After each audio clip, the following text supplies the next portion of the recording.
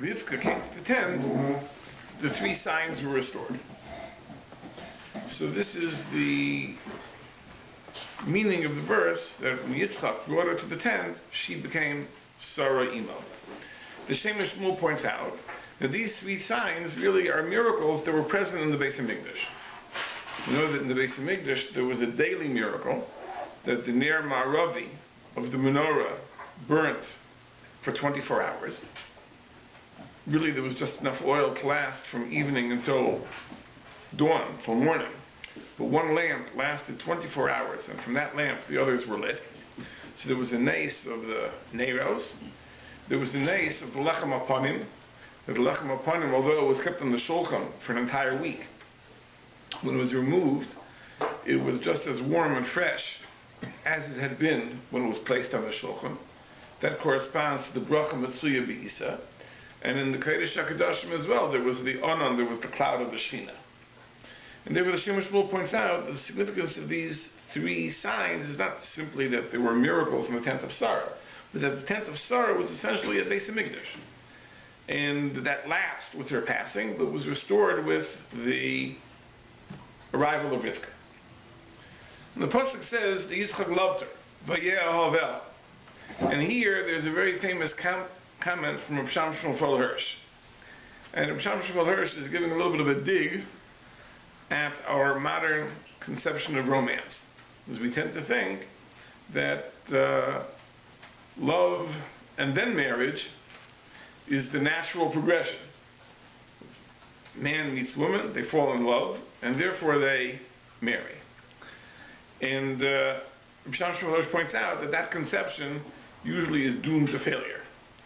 Because when we assume that love is meant to come before marriage, usually as the marriage goes on, there is an increasing level of disappointment as the love begins to fade away. And it says, refers that here you see the exact opposite, that the love began after their marriage, that he brought her to the tent, and he took her in marriage, and she became his wife, and then it says, Vayeh Ahavel. So Shimshon Hirsch uses this pasuk as a basis for a critique of what you might call romantic love as being a prerequisite to marriage. The interesting thing is that in Parshas Vayetze, with regards to Yaakov Avinu, we do find the exact opposite. The pasuk says explicitly that he loved Rivka, and because he loved Rivka, therefore he made the offer to love, and I'll work 7 years. He loved Rachel, therefore he made the offer to work 7 years for her hand in marriage. And the first doesn't comment on that pasuk. So it would seem at first glance that there are two possibilities. You could have Yitzchak Avinu, where the marriage came first and then the love, or you could have Yaakov Avinu's precedent, where the love came first and then the marriage. So we have to understand what is the underlying issue. When is it the one way and when is it the other way? I don't think that any of the of us believed in love at first sight, as we would imagine it, or falling into love. But we have to understand the difference. What was the difference between the marriage of Yitzchak and Rivka and the marriage of Yaakov and Rachel? There's an amazing observation that the Netziv makes in this week's parsha on an earlier pasuk. It says that when Rivka was traveling back to Eretz Yisrael with Eliezer, so Yitzchak was davening in the field, and Vatisa Rivka Esinehot. Rivka lifted up her eyes, Vatera es Yitzchak, and she saw Yitzchak. Vatipoil Melech Agamo, which literally means she fell off the donkey. And then the Sif takes that to mean that she was so frightened at the appearance of Yitzchak. Yitzchak was a Malach Elokim, he looked like an angel, especially when he was davening. And she became filled with a tremendous dread, tremendous fear. Vatomer Elo Eved, and she said to the servant, Mio Ish Halazeh, who is this man? Ha'helech Basada Lekrasenu, who's coming toward us. Apparently after Yitzchak finished davening, he was walking towards the camels. Vayomer Ha'eved, so the Eved said, Hu Adoni, he is my master. And she took the veil and she covered herself. So the Netziv says an amazing thing. The Netziv says that she was tremendously in awe of Yitzchak. And she felt herself tremendously undeserving and unworthy of being married to such a person. As I said, he was a malach. He was a malach. And the Netziv says, and this emerges in their relationship. In other words, if you go through Chumash Bereshis, you see that, as a rule, the wives of the Avos had very open relationships with their husbands. As when Sarah disagreed with Abraham, so Sarah told him so. Sarah gave Abraham a piece of her mind on several occasions. And when Rachel had a grievance, Rachel as well expressed herself to Yaakov Avinu. When it comes to Rivka and Yitzchak, it seems that Rivka is petrified at the prospect of raising an issue with Yitzchak. So when Yitzchak expressed his preference for Esav, and Rivka knew that really Yaakov was more deserving of the brachas than Esav, so rather than Rivka just going over to Yitzchak and laying the cards on the table, so to speak, and making her point, she arranges an entire subterfuge that Yaakov should go, and he should dress up wearing the goat skins, and he should steal the blessings, and so on and so forth. Why didn't Rivka simply go over to Yitzchak and set him straight?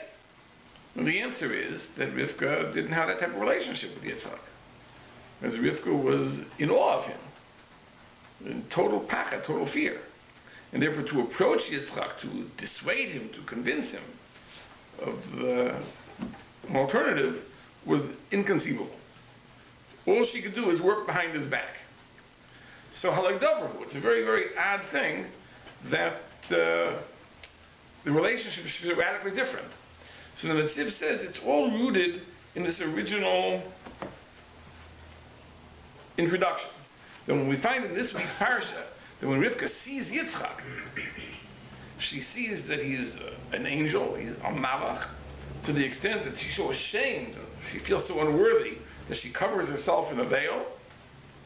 That really is the hakdama, that's the introduction to everything that's going to follow in next week's parsha, with the story of Rivka and Yitzchak and how they each advanced their interests without any discussion with one another. And halak davarhu, it's also a very, very curious thing. That why should their relationship have been so different than the relationship that Sarah had with Abraham, or that Rivka had that Rachel rather had with Yaakov? Because we certainly would have said that the other of us had a more healthy, down-to-earth relationship. They could talk openly about something, they could even disagree. In other words, what was the reason for this relationship? That it should be such that Rivka couldn't even speak to Yitzchak. Let's put it all in the back burner. Let's talk a little bit tonight about Shidduchim and Zivugim in a general sense. Famous Gemara Masechah Saita. The Gemara says,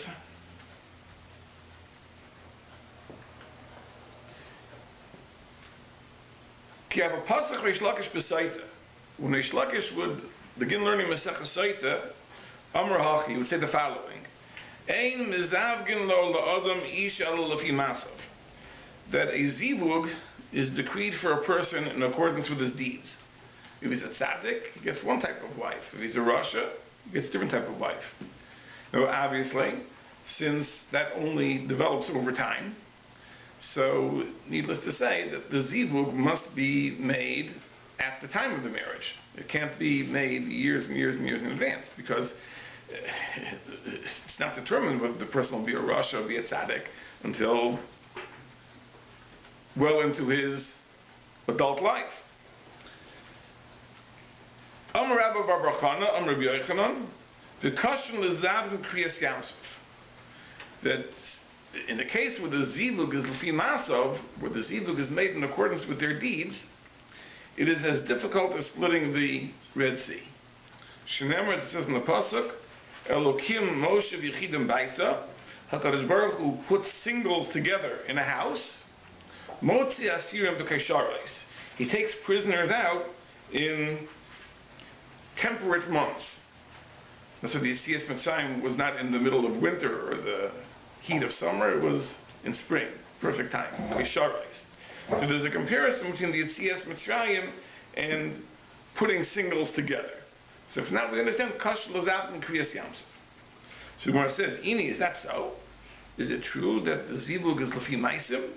Amar Rav Yehuda Marav, Rav Yehuda once said in Rav's name, Arboim Yoim Kaidim Yitziras Havlad, 40 days before the formation of a child, which means the moment of conception. Bas Kol Yoitzes, a Bas Kol emerges, Vameres, and says, Bas Ploimel Leplaining, the daughter of such and such for such and such, Bayis Ploimel Leplaining, such and such house for such and such, Sada Ploimel Leplaining, such and such field for such and such. But one of the things that the Bas Kol declares is who your wife is going to be. Bas Ploimel Leplaining. So you see that it's before the formation of the fetus, meaning at the moment of conception. So it can't be the Maisim. The Maisim didn't occur yet. But there's like Kasha, no contradiction. This is the first marriage, this is the second marriage. So the Gemara says like this, that your first marriage, that is Arboim Yom Kaidim Yitziras Havlad. Arboim Yom Kaidim Yitziras Havlad. 40 days before the formation, at the moment of conception, it is determined Bas Pliny Lepliny. That's your first marriage. What if it comes a second marriage? Let's say, for example, a person loses his wife and marries somebody else. So that second marriage is Kafi Maisa. That's a function of his deeds. So there's no contradiction. The first Zivug is decreed at the moment of conception. The second Zivug is Nigzar Lefi Hamasim. Rashi says that when the Gemara said before that Kashan Lazav Kriyas Yamsuf, that's referring specifically to those that are Lefi Maisim. That refers to the Zivug which is in accordance with the deeds. And Rashi says, so why is it so difficult? So Rashi says it's difficult Lefi She'eno Bazugo, because it's not really his mate. It's not really his mate. In other words, the Zug Rishon, which is announced Kaidem Yitziras Havlad, that's easy, because that's Bazugo, that's a perfect match.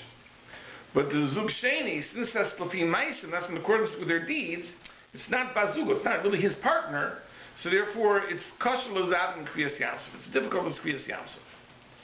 Let me say what this Gemara means. What does it mean? Kasha, it's difficult to match him like Kriyas Yamsuf. I mean, is there anything difficult for the Rebbeinu Shlomo? Was Kriyas Yamsuf difficult for the Rebbeinu Shlomo? I would think not. So what is the point the Gemara is making? That the Zug Sheni, which is Lefi Maisim, because it's not really Bazugo, it's not really his mate, therefore it's difficult to pair them together. But difficult for whom? Difficult for the Rebbeinu Shlomo? What does it mean? I think the answer to that question is based on a very famous medrash. It's a famous medrash. It's in a few places, in Parshas Vayikra, it's in Sefer Bamidbar also, that there was a matronisa, a woman, came to Rabbi Yosef ben Chalafta and asked him, what is the Rebbeinu Shlomo doing since he created the world? He created the world 6 days, many, many years ago. What's he been doing since? So Rabbi Yosef ben Chalafta said he's mezavik zivugim. He makes shidduchim. So this matronisa, this matron said, that's not difficult, I can do that too.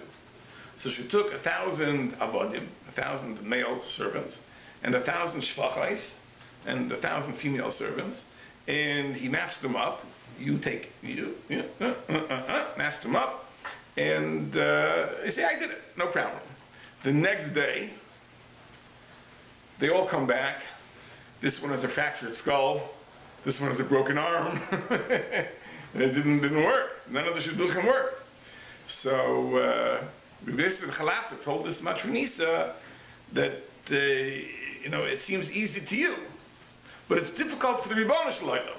Therefore, the Ribono Shel Olam is like Kriyas Yamsuf, and the Medrash brings this pasuk. It seems in the Medrash that when we say it's difficult to match them, it doesn't mean it's difficult for the Ribono Shel Olam to match them. It's difficult for the match to work. In other words, the Rebbeinu Shlomo matches them, but it takes a lot more effort on the part of the people to get along. That's the kasha l'zavka. The HaKadosh Baruch Hu, when he makes the Zug Rishon, which is Bas Zugo, which is a perfect match, it's our Boim Yom Kadim Mitziras Havlad, so there's a certain natural ability to get along.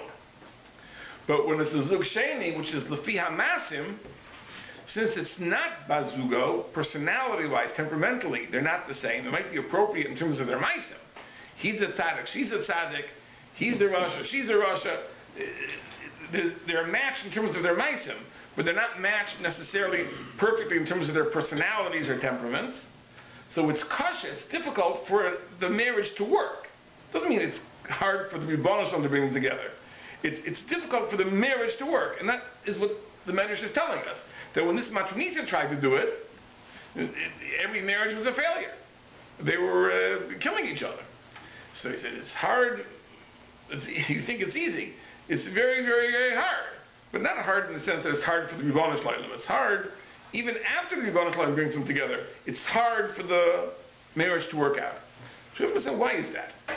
In other words, why is the Zug Rishon more smooth than the Zug Sheni?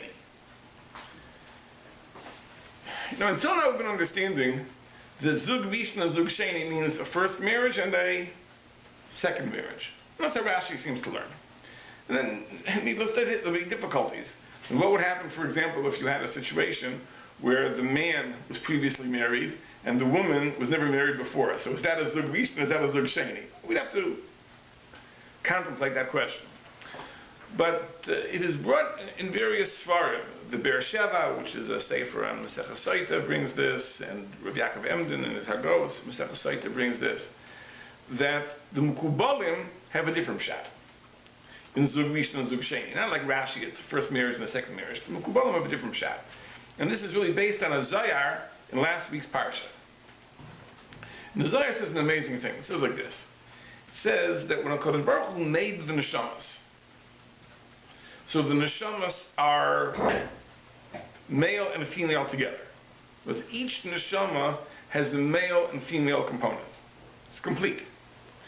And when the Rebbeinu Shalom hands the Neshamas over to the Mumuna, to the angel in charge, to prepare them to come to this world, the Neshama splits. And the male half is put into one body, and the female half is put into a different body, and they're born as two people.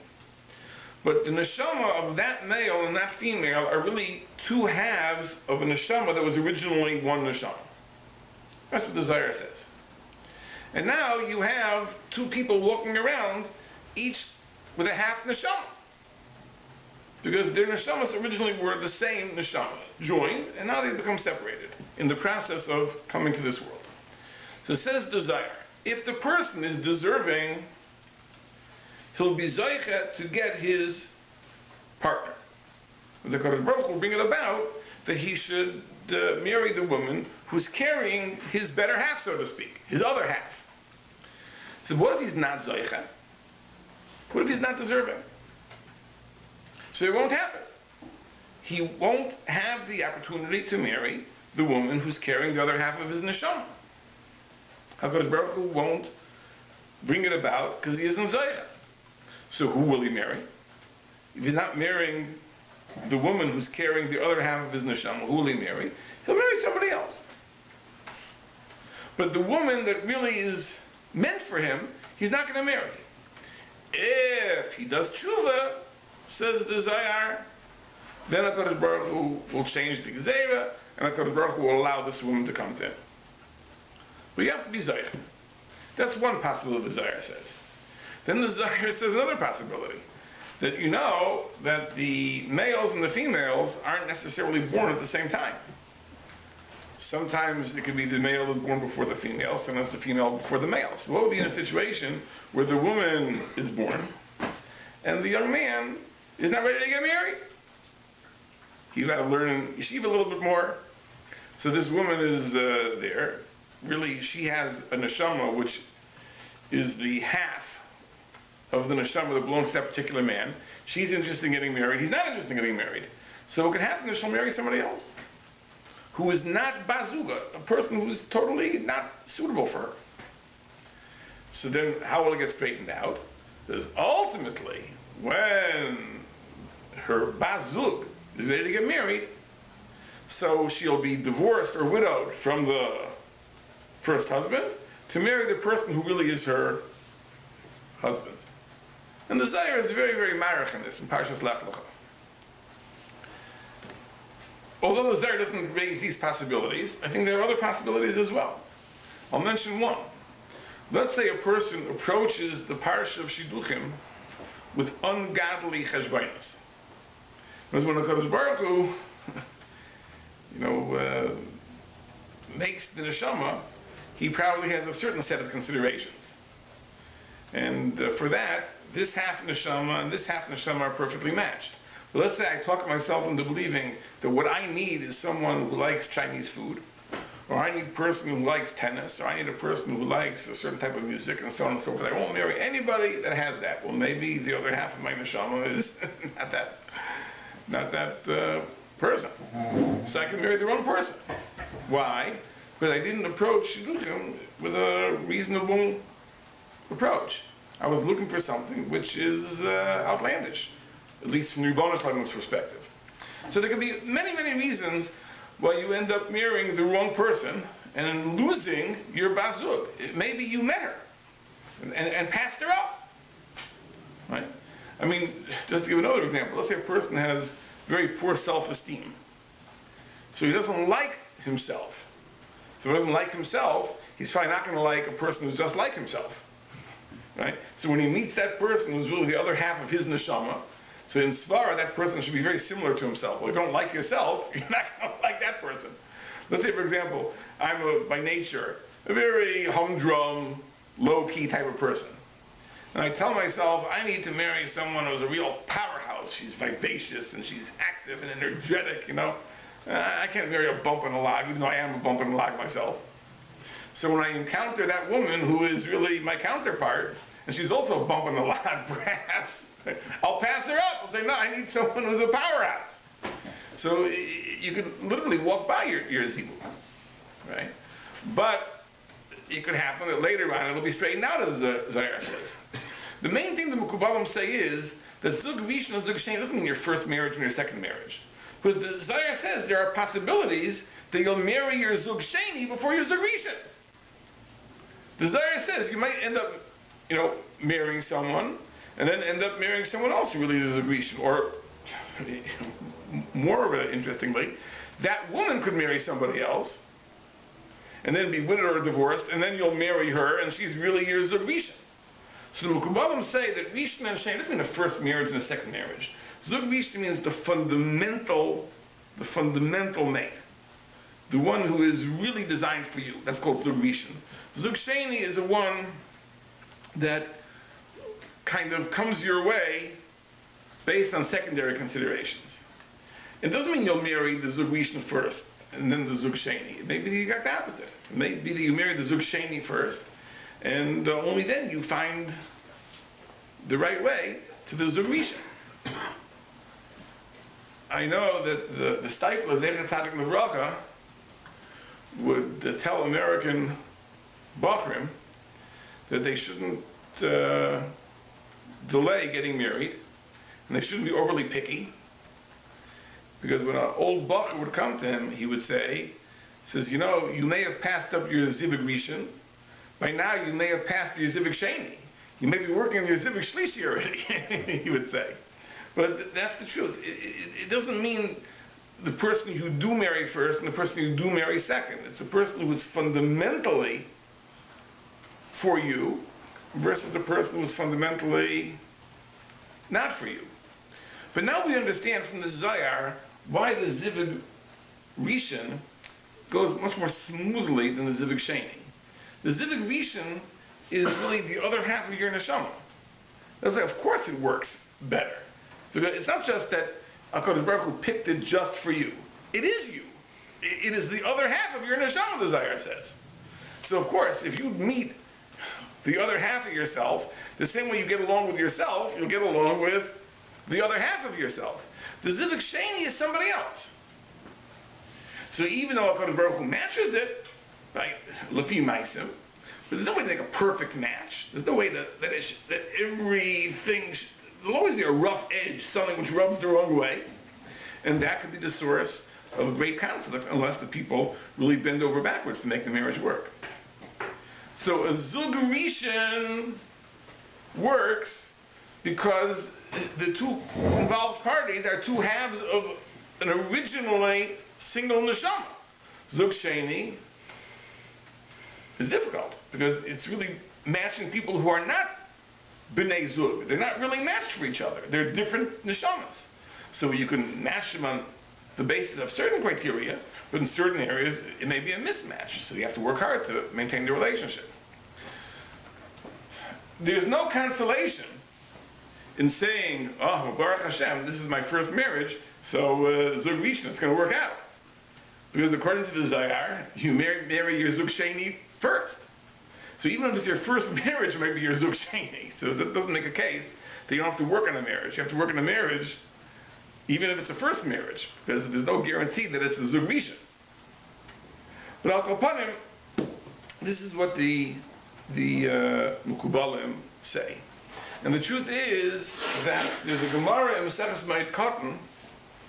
Rashi doesn't learn the Gemara this way, but the Ritva and the Ran and the Muki Yosef, they do learn the Gemara this way. The Gemara says like this. The Gemara says that even if it's Arboim Yom Kadim Etzir Savlat, even if it's announced 40 days before the Zug Rishon, the Gemara says there's a possibility of Shemi Yikadmenu Acher Barachmim, that a person can snatch away your zivug with tefillah, with prayer. The Gemara says there's such a possibility. That's why you're allowed to make an erison on Chol HaMoed, because if you don't close the deal now, you could lose her. So it's a davar ha'aved. You could lose her. Because Shemi Yekadmenu Acher Barachmim. So the Gemara tells a story. There was a person who was davening to marry a specific woman. And Rava told him, don't do it. Don't do it. If she's yours, if she's meant to be yours, you won't lose her. And if she's not meant to be yours, what are you davening for? And he didn't listen. And he davened, and he ultimately married her. This is how these Rishonim learn the more. He ultimately married her. And then they overheard him davening, Oy, either I should die or she should die. The Rashi is a whole different pshat in the Gemara. But the Muki Yosef, the Ritva, and the Chiddushei learn this pshat in the Gemara. Right? That he taka married her, and he was davening that he should die prematurely or she should die prematurely. Because the marriage was so awful that it was terrible. So this proves that Rava was correct. Rava said you shouldn't daven for that. But what was the pshat? That's exactly what happened. He davened to marry someone who was not his bazug. And as we said, if you marry someone who's not your bazug, there's a greater risk of it not working out. And that's not what happened. And he married her. His tefillos were answered, his prayers were answered, and he married this woman who was not his bazug, and he was so miserable that he davened that either I should die or she should die. Now this you see that the Zug Rishon goes smoothly. It goes smoothly. Why? Because as we said, because it's the two halves of the single neshama. The Zug Sheni, because it's two different neshamas that are being joined now. So even though HaKadosh Baruch Hu matches it lefi hamasim, but there could be areas of temperament and personality where they're not perfectly matched, and therefore you have to really work at the relationship. It's not going to come automatically. It's not going to come smoothly. And the Gemara tells a tragic story that Taka didn't work out in such a case. I would like to offer a conjecture that there's another situation, really a fourth scenario, where you can lose your zivug. You could end up not marrying the person who really is your bazug. So we mentioned, the Zohar says one situation is if the person sins. So he won't be zoiche to marry his bazug. Hashem won't bring it about. He should meet her or marry her, and he'll end up marrying somebody else. He won't marry his bazug because he sinned. Another possibility is because she married someone else, because she came to the world before you were ready to get married. That was another possibility. And we said another possibility, don't marry your bazug because you make bad choices, right? You weren't looking for the right thing. But I would like to suggest possibility of a fourth reason. Let us say that you have a person who underwent such fundamental change in his life that now that person is no longer his Basug. In other words, it's true that originally the two of you were halves of the same neshama. But as a result of the avodah of a person and the person's spiritual growth, it may be that this half developed and that half didn't develop. I remember last night we were having a discussion about identical twins. We had a pair of identical twins at our table over Shabbos. So we're talking about identical twins. So we were discussing the question, do identical twins grow up on parallel tracks? So I said, no, not necessarily. In other words, it's true that genetically they're at the same starting point, but certainly the decisions they make over their lives could result in one being very, very different than the other. I give a trivial example. If one grows a beard and the other is clean shaven, they're not going to be very identical. They're going to look very different. But not only in physical ways, in terms of upbringing and education and career and so on and so forth. You have two people that they have the same genetic legacy, but as their lives unfold, they become much, much more different. So you have two people that come to the world, even if they are holding halves of the same neshama. That doesn't mean that 20 years down the road, these two people are evenly matched. Maybe there's a tendency, because people tend not to change. People tend to live in accordance with their fundamental nature. But it's certainly conceivable that one or the other or both have undergone such a tremendous change, at this point they're not suited for each other.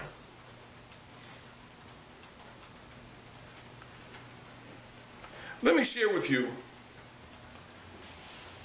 an amazing idea that the Arizal says in the Sefer Likutim, about Yitzchak Avinu, and maybe if we bring it down to our level, Earth, we'll be able to make some sense out of it.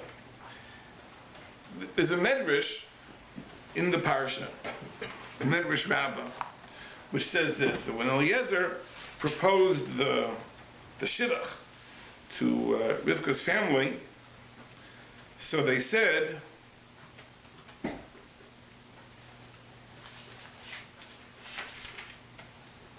Vayan Lovenu B'Suel. Lovenu B'Suel answered Vayom when they said, Me Hashem Yotza Dover, that the matter has come forth from Hashem. Lo Nuchal Daber Elecha Ra Otayv. We have nothing to say, not good, not bad. It's clearly Min Hashamayim. Hinei Rivka Lefanecha, the whole Rivka is before you. Kach V'leich, take her. Usihi Isha Leven Adinecha, and let her be a wife to the son of your master, Kasher Diber Hashem, as Hashem has spoken. That's what the pasuk says. So the Medrash comments on the words Me Hashem Yatzadav, Medrash Rabbah, that the matter came forth from Hashem. So asks the Medrash, Mehechan Yatza, where did it come from? In other words, it came forth from Hashem, but where? Like, I guess, where did Hashem say it? Where did Hashem decree it? So one Mandamar says, Nehar HaMoriah Yatza, that it came forth from Har HaMoriah. That this Gezerah, that Rivka is the Bazug for Yitzchak, was decreed in Har HaMoriah. That's where Hashem decreed it. That's when Hashem Yatza Adover. The other Mandamar says that Mikan Yatza, from this pasuk, from the second pasuk, Usihi Isha Leven Adonecha Kasher Diber Hashem, which doesn't make sense. First they said Me Hashem Yatza Adover. So the Medrash asks, where did Hashem say it? And then the Medrash quotes the next pasuk, which are also the words of Lavan and Besuel. The Medrash doesn't make any sense. So the Arizal says an amazing thing. Listen to what the Arizal says. It's something which just staggers the mind. He says that Yitzchak, the Arizal writes this, originally was born with an neshama misitra de nukva. Yitzchak was born with an neshama from the female side. Whatever this means, I'm just saying words. There are two sides. So there's sitra de dechura, there's the male side, and there's the female side. And Yitzchak originally was born with a neshama from the female side. So he couldn't get married. Right? you can only marry a woman if your neshama is from the male side, but if your neshama is from the female side, you can't get married. And then, when he was brought on the Mizbeach at the Akedah, Parach Nishmasa, his soul departed. That female soul departed. And he was given a new soul, which is Misitra de Dachura. It was a male soul. And therefore he could get married. And that's Mehashem Yatza Hadover. Mehechan Yatza, from where? From Har Moriah. Meaning, the potential of Yitzchak to get married came from Har Moriah. Most people, from where does their potential to get married come from? From their birth. They're born with a male soul, so they can marry a woman. But Yitzchak had a neshama misitra denuk, whatever this means, and therefore he had no potential of getting married. But at the Akedah, his soul, when he saw the knife coming down, so his soul departed in fright, and he was given a new soul, misitra de dachura, from the male side. So his ability to get married came at Har Moriah. Now there are two amazing things I want to point out. Number one is you see from here that it's not just that Yitzchak perpetuated Klal Yisrael despite the Akedah. But Avram wondered, how is it possible, if I'm going to support Yitzchak, how will Klal Yisrael be perpetuated? It's not much fakir. It's not in spite of the Akedah, it's because of the Akedah. If not for the Akedah, Yitzchak never could have gotten married, because his neshama was misitra de nukva, couldn't have gotten married. But because of the Akedah, therefore he was given a new soul, and now he can get married. So it's the Har Moriah Yatza. It came from Har Moriah. But you see another amazing thing. So where does old neshama go to?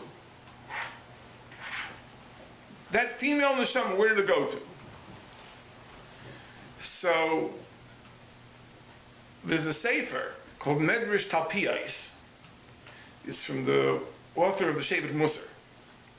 And he quotes from another sefer that female neshama that departed Yitzchak went into the aisle, went into the ram.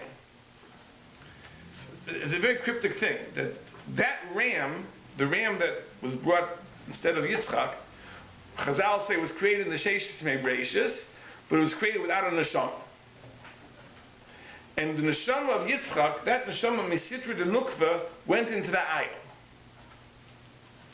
So when Avram told Yitzchak, Elohim yir elo asasel la'ola bini, that my son will be the sel la'ola, in fact it was true, it actually happened, because the neshama of Yitzchak went into the aisle, and the aisle was brought. So it's really true that Yitzchak was brought, because the neshama of Yitzchak was brought in the aisle. Yitzchak got a new neshama. It's an amazing, amazing thing. Which is it? There's a sefer Medrash Talpiyais, which is from the author of a famous sefer Shevet Musar, written in the 1500s. Brings this from another sefer. But Al Kapanim, this is what happened here, new soul. Now the Arizal says that this is merumas in the various psukim. Because if you go back to last week's parsha, when the Malachim told Avram that you're going to have a child, and then Hashem repeated it, so the Malachim said, there'll be a child, L'Sara Ishtacha, your wife Sarah will have a child. And Hashem said also, L'Sara Bain, Sarah will have a child. So we, of course, understand that to mean, of course, because Avram already had a child. Avram had Yishmael. So the Chiddush is that now Sarah will have a child. But the Arizal says, no, it means that it'll be Sarah's child because his neshama will come from the female side. That's the significance. The Malachim were being meramis to him that it'll be Sarah's child because his neshama will come from the female side. It won't be your child. But when it came time for his marriage, what did Lavan and Bethuel say? Right? Vati Isha leben Adeinecha. Rivka will be a wife to the son of your master Avram. In other words, that now Yitzchak already takes after Avram because he has a soul from the male side. So that's the meaning of the second mandamar in the Medrash. That Mehechan Yatza Davar, where did it come from? Where did Hashem decree? It was at the moment that Hashem decreed that Yitzchak was not to be Sarah's son, but to be Avram's son. because now he had the neshama not from the female side but from the male side. From that point, it was decreed that he could marry Rivka. And the Rizal says that really both opinions in the Medrash are really in agreement. This is the Rizal also Sefer Likutim. Now, do we understand what it means? We don't understand what it means.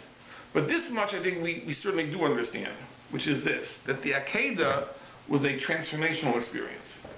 Yitzchak was not the same after the Akedah as he was before the Akedah. And to the extent that the Zohar puts it, that his original neshama departed, and he got a new neshama. He's a different person. He's not the same person. So let's assume that Rivka really was the Bazug, that our boy Yoim Karim Mitziras of Lat, 40 days before Yitzchak was conceived, the Baskel said that the daughter of Besuel, Rivka, is for Yitzchak. So that's the Zug Rishon.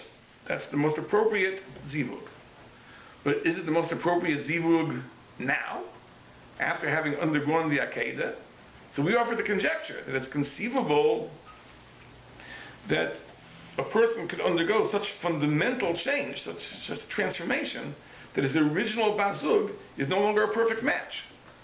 I mean, if there's anybody in history that ever underwent such a transformation, that would be Yitzchak.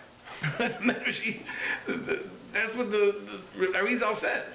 That the very neshama that Yitzchak possessed now is not the same neshama that he had before. So, Abraham Yaim, 40 days before Yitzchak was formed, at the moment of his conception, the Baskel said, Rivka is suited for Yitzchak, but not for the neshama that Yitzchak has now. There certainly has been such a fundamental change. So my conjecture is that really the marriage of Yitzchak and Rivka was really like Zivug Sheni. In other words, it wasn't that they were two halves of the same neshama anymore. Because Yitzchak had a new neshama. The neshama he lost, a new neshama he gained. So they were matched together. Because Baruch Hu matched them together. But it's like a Zivug Sheni, which is not a perfect match. It's matched Lefi HaMasim, in accordance with the Maisim.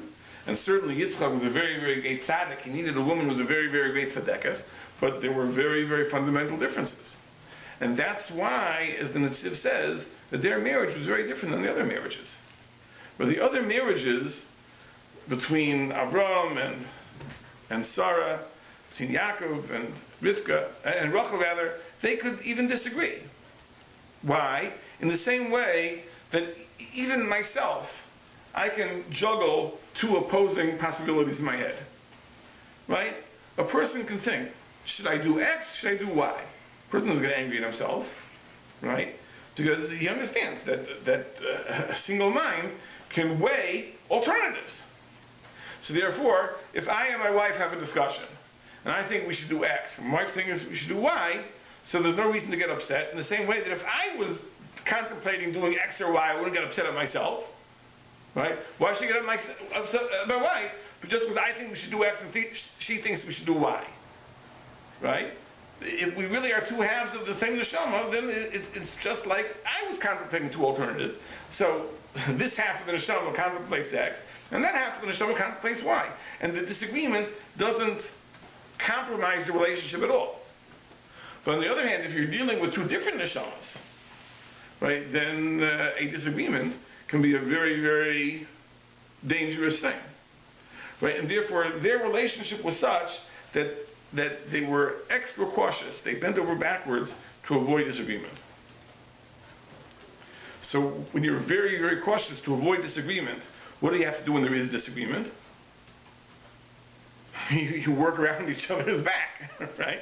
Because if you want a relationship where there's no disagreement, but there is disagreement, so therefore everything becomes a subterfuge. You work, right? You try to pull strings behind the scenes to control, manipulate things, but it shouldn't come to a confrontation of the two.